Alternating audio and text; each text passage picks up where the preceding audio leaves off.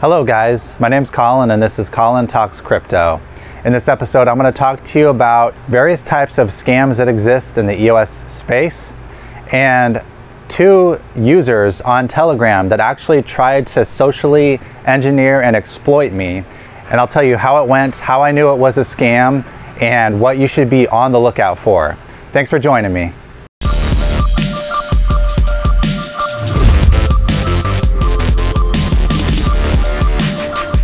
So if you guys use Telegram like I do, it's a really great program, great application on the phone, on the desktop. However, I will just say that it's the only platform I've personally ever used where I've personally been the potential victim, luckily I was smarter than they were, of scam attempts, direct social engineering scam attempts on my behalf, and they were trying to steal my money. And I'm gonna start with the one that just happened 2 nights ago. So I checked my Telegram account, I logged in, and someone had sent me a message and said, "Hey Colin, can you help me with something?" And I've never talked to this user before.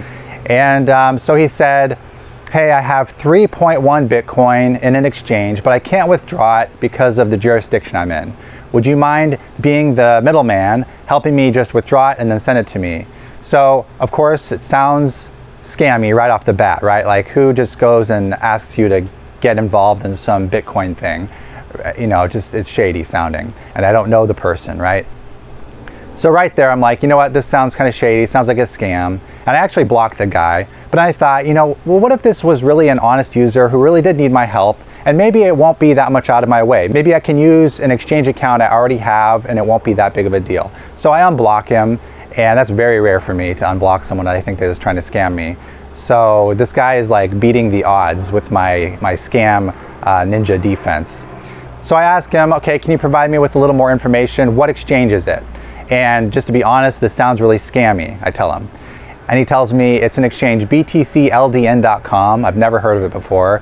And he says, but don't worry, there's no AML, no KYC. It's really simple. It's like 3 minutes, sign up, really fast. So my guards are up at this point. I suspect that this very well could be a scam. So every action I take from this point forward is very protected, and I make sure that at no point I will compromise myself. I just want to see where it goes, right? So I sign up an account on btcldn.com with Tor. First of all, I use Tor. I never connect to the site using my actual Chrome browser because I don't want them to know my IP address. I know that that'd be one way of trying to exploit me. Maybe they want to try to find an open port on my computer or hack me in some way. So I don't even give them the privilege of having my IP address if this exchange turns out to be fake, which I think it is. So I sign up on the account. I use a password I've never used anywhere else to make sure it's completely separate like that. And he says, great, I'll transfer you the 3.1 Bitcoin. And I'm an honest person. Like, if he had actually sent me 3.1 Bitcoin, I would absolutely send it to him. That's why I'm talking with him in the first place, right? I'm trying to help somebody out here. And so I checked the account, you know, dubious the entire time. And then a few minutes later, sure enough, 3.1 Bitcoin shows up in my account on this btcldn.com site.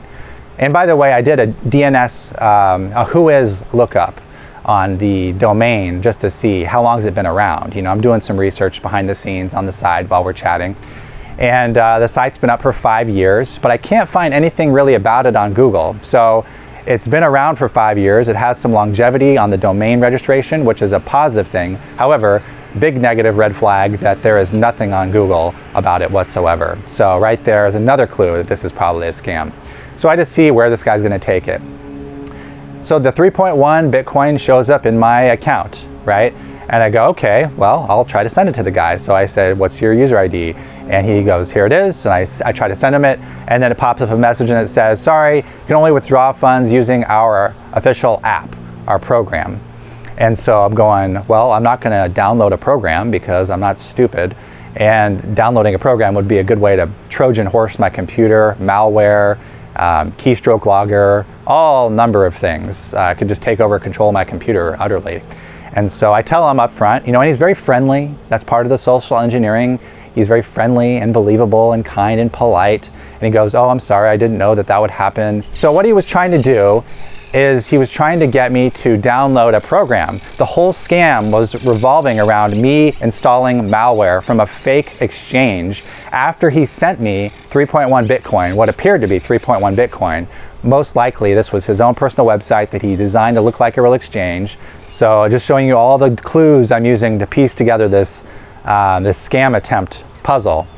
And so at the end of it all, when he realizes I'm not going to download the software, which he accepts, he doesn't try to push me to do it. I just say up front, I'm not going to download the software, so I hope I can send the funds back to you. And so he gives me the user ID number back, and I say, oh, sorry, I still can't send you the funds back. Now they're stuck in my account because it says I need the software to send them back to him.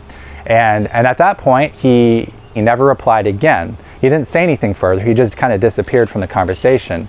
His account was still visible, at least his picture was, but from this point forward, he's never talked to me again. He just kind of let it drift off. And I think what happened is he blocked me so that I couldn't report him, because I think he realized I was getting to the end of his little scheme. Another nail in the coffin of the scammer coffin here is that his user ID on Telegram disappeared when I viewed his profile. Every other user, you can view their account, you know, the @ sign and then their actual account name. You can view that as well as their username, but this one was deleted. It didn't show anything. It just showed his profile image and a name, but no account name with the @ sign. And so it appears that he had blocked me. So that's the elaborateness of the scam that just took place with me on Telegram. I covered all my tracks. I never exposed my IP address. I never downloaded anything I shouldn't have. Never downloaded anything at all. And so I've covered my butt, not to mention that I don't keep crypto on my computer. I take a very, very high level of security when it comes to securing my crypto. And so I want this to serve as a lesson to you guys, A, how you should treat such interactions, aside from just literally blocking them up front, which you should do. If anyone has anything to say about crypto online and you don't know them, just don't go into the conversation with them. And even if you do know them, you probably still shouldn't do it. And here's why. Scam number 2 on Telegram. So this was about, I don't know, a month ago. And a user under the name of Rohan sent me a message and said, hey, do you need help? And now Rohan is a familiar face, and he's used the same image as Rohan from EOS Authority. So he was impersonating Rohan. And so this Rohan, this fake Rohan, again, tried to socially exploit me and tried to get me to send him crypto. And this guy played upon the fact that he knew that I have a friend who has some EOS that he lost a private key to. And so he started the conversation with that, saying, hey, do you need any help? And I said, well, yeah, I'd like some help recovering my EOS. Can you do that? And he said, well, yes, I can. We need to run some proof that your private key on your Ethereum is linked to your EOS account, yada, yada. Long story short, at the end of the conversation, I was, again, just waiting for him to slip up and to show me his cards. Where is this guy trying to scam me? So at the end of the conversation, he said, I need 3 ETH sent to me so that I can then run the analysis. The analysis is going to cost me that amount of funds to prove that your ETH key, linked up with the account. So right there I knew, you know what, this is bogus. He's asking me for money. So then I clicked on his account name and I looked closer and I realized that he had an extra letter in there. And so I was like, aha, I got this guy. And I found the real Rohan from the actual EOS Authority Telegram group and compared accounts. And I saw right there that there was 2 accounts. One was misspelled, and that was the one that was trying to scam me. So guys, right there, 2 scam attempts on Telegram within a couple-month period for me personally, but it could happen to you, it could happen to anybody. And so be careful. Do not engage in these weird conversations with people trying to help you and really just preying on your kindness and trying to take advantage of you. Like really the ultimate scum of the earth. Like who preys upon the kindness and the willingness of someone to help them and then really trying to steal from that person. It's just utterly disgusting. And so both scam attempts failed. I called the second guy out on his behavior and then he actually deleted his account. And later I realized that I'm actually supposed to report them before they delete their account so that they get some kind of action taken. So there you go, guys. I hope that that is helpful to you. Just off the top of my head, a couple other scam attempts out there currently. There's the Telos Dash Foundation, I think it's .io, which is a fake site. Do not go to that site. The real site has no dash in it. These are fake websites that simulate the real website. And also, so there's a PEOS, P-E-O-S, Privacy on EOS website. That's a fake one. So the real one is PEOS.com. The fake one is P-EOS.com.